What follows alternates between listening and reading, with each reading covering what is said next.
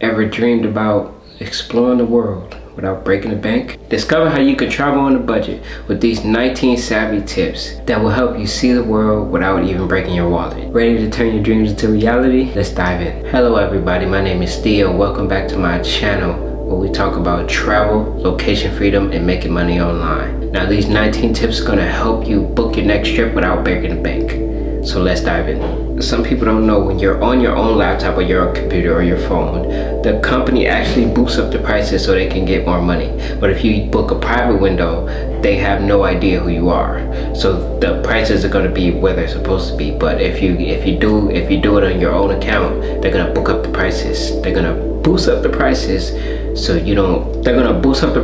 you have to spend more money on your flight when you don't have to spend a lot of money on it. Use apps like Skyscanner. I use apps like Skyscanner, Skiplag, Kayak, Expedia, and many more. I can't really name them right now, but use these apps. Skiplag has always been something for me because that's where I always found the cheapest flights. I always found the cheapest flights on Skyscanner, and the cheapest tickets are on Tuesdays and Wednesdays. Travels on Tuesdays and Wednesdays. That's the best times to get your tickets, because that's when the tickets are the cheapest. Book in advance. Like most people like me, don't be like me. I like to book a month in advance or a week in advance before my trip, but that's actually breaking my bank. When I can book it out 5 months, 6 months out, I can book it out 5 months or 6 months out and be saving a lot more money than spending money that I'm gonna, oh, it's a week, it's $1,000, when I can book it out for 6 months. It might be $400, it might be $500, so I might save $500 just by booking it ahead. So try to book all your trips ahead. Try to book all your things ahead so you don't have to worry about the prices all the way high. And another thing you can do, you can go on Google Flights and put where you're flying from, but don't put a destination, and just look around the map and just see where you want to go, wherever you want to go. Like you will be surprised of the flights you will find and how cheap the flights are that you will find. Number 4, like I just said, fly on Tuesdays and Wednesdays, because those are the cheapest days to get flights. Like even if you go look at any app, American Airlines, Delta, Alaska Airlines, Qatar Airlines, Expedia, any of these airlines, you can look at and see that Tuesdays and Wednesdays are the cheapest flights, because it's the middle of the week. It's the middle of the week. So if you leave at the middle of the week, you'll be a lot better. When the weekends are probably the most expensive. Friday, Saturday, Sundays is probably one of the most expensive from what I've seen. Not from statistics, from what I've seen. Friday, Saturday, Sundays are the most expensive. So Tuesdays and Wednesdays are the days you want to fly on in order to get the cheapest results. Number 5, stay in hostels. Now most people don't want to stay in hostels because they want their own room, but like this, when I went in Colombia, I had a hostel with my friend. It was me and my friend. That was it. Me and my friend Sonny, and we had a hostel. We were there for 4 days, but we spent $17 a night on that hostel. And we looked at Airbnbs, we looked at hotels, we looked at all type of things, and everything was like $50, $60, $80. But if you stay in a hostel, you might find something for $17 a night. And things about hostels, that's how you meet people from around the world. That's how you make friends that you might have for the rest of your life. You might find some travel friends and end up one day traveling with them. You know what I'm saying? So stay in a hostel. Just try it one time. Next time you go somewhere, no matter if you're going to a different city or something, just stay in a hostel. Stay in a hostel for like 3 days. If you go in a week, stay in a hostel for 4 days. Just 4 days, and the rest of the 3 days you can go to an Airbnb if you want to, but stay in the hostel for 4 days. Make sure you lock yourself up, and just go ahead and meet people, because a lot of hostels be having a lot of events at the top of their like in Colombia, it It was a hostel. It was a hostel, and downstairs in the lobby, it was 2 restaurants. It was a restaurant where you can go get beer or something like that, and then it was another restaurant where you can get burgers, fries, all type of other things. But it was other restaurants around us. So we was, and it was a block away from all the clubs and everything. So it was pretty close, and it was a pretty nice hostel. And we met some people from all over the world. So yeah, stay in a hostel one time, just try it. If you don't like it, you don't have to do it no more, but hostels will save you a lot of money, especially if you're backpacking. Just stay in a hostel. Stock up on your food. Get some protein bars. Get some protein bars. If you like when I was in Colombia, I was getting a lot of empanadas and tacos and stuff like that. And I was stacking up on it. Stack up on that stuff, because if you're in a hostel, like you might have an oven.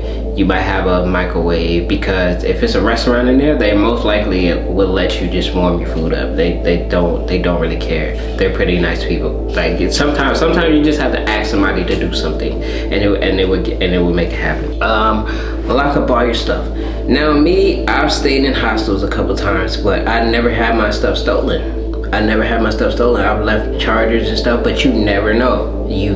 So always remember, lock up your stuff, especially your chargers, your phones, your chargers, your laptops, your expensive stuff. Lock that stuff up, because somebody will take it.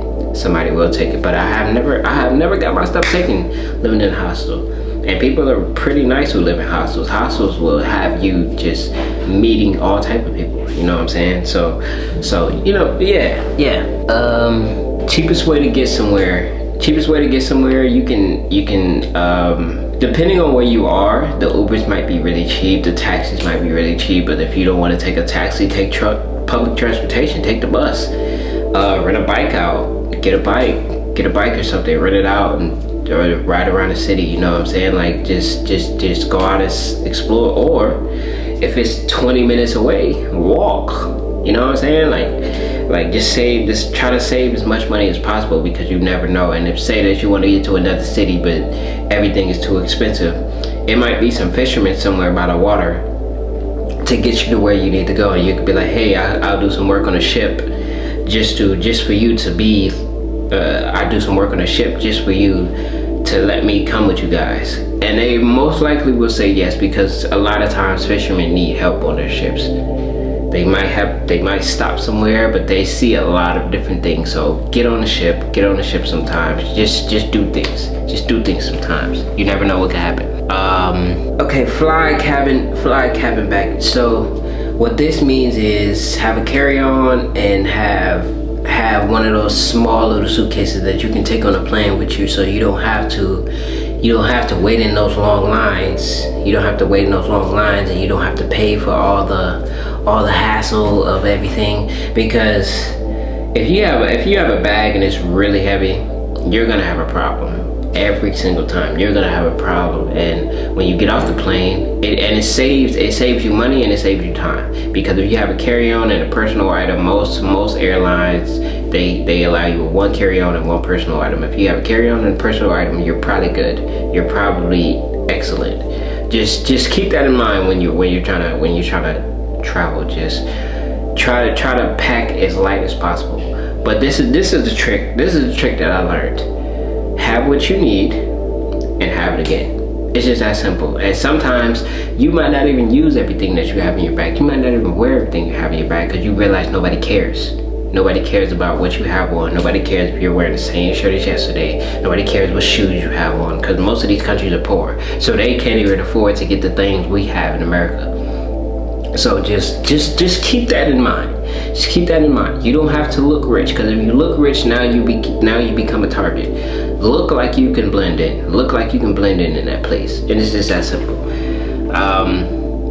If you want to keep yourself in shape, you can either do push-ups, go for runs, go for walks, or go to a local outdoor gym. And most gyms would be like, hey, you get a free day. So go to a free day. Go do a free day. Work out outside. Work out in the gym. Do something. You know what I'm saying? Just do something. If you don't want to pay that money to go to a gym, just do push-ups.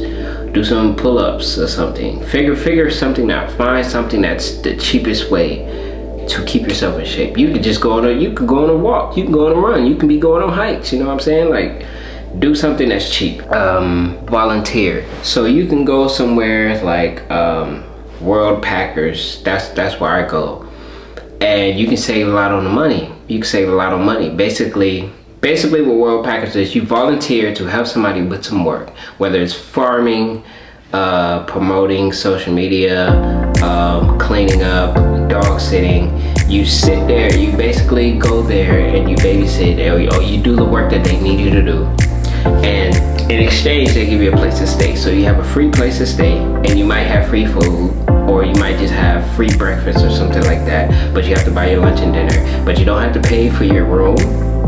You don't have to pay for all you have to do is pay for your transportation. That's it. You got a place to sleep and everything else. Some places it's gonna be like, hey, you can just stay here and you can eat breakfast, lunch, and dinner. You get 3 meals, and that's all you really need. And doing stuff like that is how you're really gonna see a country for what it really is. You're really gonna see the culture of a country because you're staying with the locals. That is the most amazing thing that you can do, staying with locals. Volunteer cooking. You don't have to eat out every day. Everybody knows that. Staying home, cooking, going to the grocery store, spending $4 in the grocery store, and coming back home and cooking something. When I say $4, I mean like stuff like from Thailand or Bali, like, you know what I'm saying? Like cook sometimes. Don't eat out all the time. Don't eat out. You don't have to eat out every day. You don't have to eat out every day, especially if you stay in a place for a month. You don't have to eat out every day. You can cook some days. You can be like, fuck it, you can just say, fuck it, I'ma just go here and I'ma eat breakfast at home, then I'ma go out, do my things, and I'ma have a snack with me for lunch. And for dinner, I'ma go out to eat, so you can eat once a day. It's just that simple, bro. It's not hard to really save money, but you just gotta have it in your brain. I can't spend this money. Unless it's something for you to make more money. Like that's how I put it. Talk to the locals. The reason why I say talk to the locals, because they will give you hidden gems that you probably never thought that was there. They will. It's a lot of places that has private beaches that you don't know about. You gotta walk through trees and walk through a path that most tourists don't even know about. Most tourists miss because they just go on the regular tours and not sit there and get to know the locals, get to talk to the locals and understand where you should go.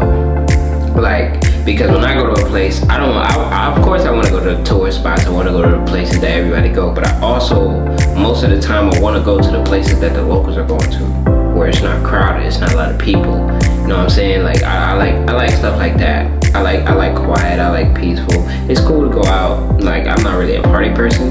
I party sometimes. Like, I will probably go out and party once, and then next thing you know, I'm like, yeah, I want to explore. I want to do this. I want to do that. I want to do something. You feel what I'm saying? Like, yeah.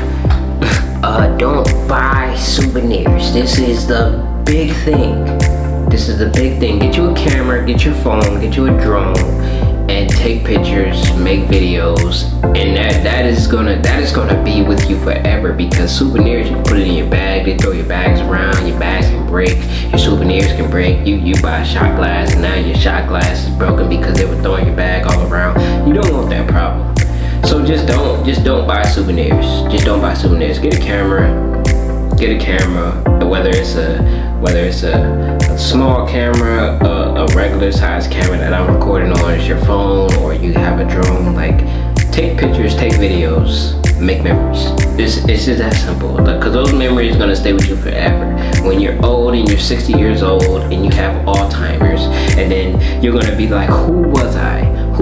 Then you're gonna go and look at your videos and you're gonna look at them and say, hey, that was me. That's the thing you have to remember. You gotta say, that was me. That's who I was. I was an adventurous person. Because you never know what's gonna happen. So take videos, or even not even a journal. Because a lot of times if you're traveling, you ain't even gonna have time to sit down and write. You want to do this, you want to do that, you want to eat here, you want to go here, you gotta go on this hike. You're like, bro, just take the camera with you. Just have a camera, just have your phone with you, and create memories with the people that you love. Create memories with your friends. You know what I'm saying? Like that's it. The next, travel at off-peak seasons, so like raining seasons. Now, most places, like when I was living in Guam, I was living in Guam for 9 months, and when it was raining season, I thought it was gonna rain every day. It basically did rain every day, but it rained at nighttime, or it rained when I was at work. It never really rained when I was like, oh, I'm gonna go out here, I'm gonna go here, I'm gonna go here, I'm gonna go here. When I was hiking, and if it was raining, like, you don't really care because the rain is not really cold. You know what I'm saying? It's humid as hell, so you gonna have that problem. But humidity, that's the only thing you really have to worry about. Humidity, stinking when you get home. Okay, take a shower. It doesn't matter. But some places it rains really hard when it only rains at nighttime. So you most likely gonna be good. It might rain early in the morning or it might rain at nighttime. It just depends. It really just depends. So just make sure. Off-peak seasons, that's when a lot of things are cheaper as well. So say that you want to go to Thailand, you want to go to Bali, you want to go to China, you want to go to Japan, and you want to go to Fiji. Go during rainy season. Not a lot of people are out there. It's not as crowded because people think, oh man, I got this going on. So like when you travel during peak season, now you have to interact with the locals more and go to local restaurants. Go to the local restaurants. That's how you will save a lot of money, going to the local restaurants. Let's get to the next one. Use a VPN. Sometimes you want to protect your online privacy, so use a VPN so it gives people a false hope of where you're searching from. You know what I'm saying? So use a VPN. You can use a VPN to use your ticket, and it might lower your ticket, because if you have a VPN in Thailand, it's probably gonna lower your ticket. It's probably gonna lower your ticket because they want you to take that flight, but you're in Thailand. So that's a trick that you can use on your VPN, but you have to protect your privacy on the internet because there's a lot of hackers in the world. Save up miles. So say that you're a Vantage member with Delta or American Airlines. Try to fly with them or fly with their partners. That's it. Try to fly with them or fly with their partners. I fly with American, and they have things like Qatar, Japan, Emirates. Like they have partners everywhere. So it's like I can fly with the partners and still earn miles, or I can fly with American Airlines. It really doesn't matter. Like it really doesn't matter. Just save up your miles. You can buy miles. You can ask people to give you miles. It's not that difficult. You can buy miles. You can ask people to give you miles and things like that. Like just make sure you got it. You got it straight. Do research. Do research, because a lot of times people go somewhere and they don't really do their research, and then they end up spending a lot of money. If you do your research, you watch videos, you read blogs on the cheap things to do, because even in Dubai you can survive in a couple days with $100. And Dubai is one of the most expensive countries in the world. Like even in Monaco you can survive with $100. Like it just depends how you put things, how you do things. What are you doing? What are you doing? You gotta make a budget. Okay, I can't go over this budget. Or look at the video and say, hey, they're doing they're doing $1,000 challenge. They do $1,000 challenge, and you do the same challenge, and see how that felt. Okay, I've been to Dubai, I did this, I did that. Then people are gonna be like, oh my God, you did so much, but they don't know you just got that from the video. So do that. Do your research. And the last thing is buy a SIM card in the country that you're in, because it's going to be a lot cheaper than you using your own phone bill and people calling you. And then I think T-Mobile was like 25 cents a minute, and I'm like, no, but I can still FaceTime. Like it's the craziest thing. I can FaceTime, but I can't physically call somebody. So that's where things get. That's where things get a little wicked. This is the last thing. Buy a SIM card, because you don't want a high ass phone bill. It's just that simple. You don't want a high ass phone bill. I'm nervous, bro. I'm gonna get used to this. I'm gonna get used to this camera. I'm gonna get used to this camera. Ready to start your budget-friendly adventure? If you found these tips helpful, hit that like button and subscribe to my channel for more travel hacks. Hit that like button and subscribe to my channel for more travel hacks and guides. Do you have your own bucket destinations that you would like to share with somebody? Put it down in the comments and we can chat about it. Let's build a community.